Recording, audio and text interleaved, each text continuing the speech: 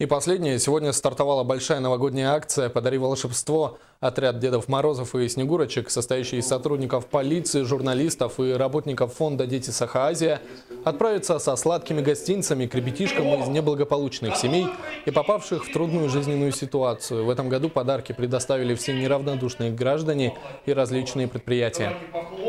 И вот все эти 10 лет эта акция, она, конечно, не оставляет равнодушных людей.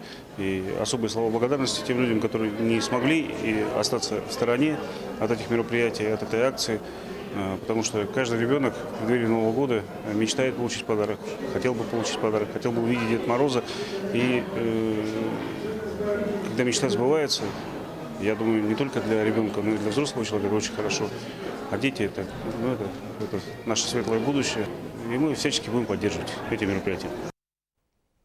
Акцию «Подари волшебство» также поддержали водители городских автобусов, которые принесли 24 тысячи рублей на сладкие подарки. До конца декабря все гостинцы развезут по домам и передадут каждому ребенку лично в руки.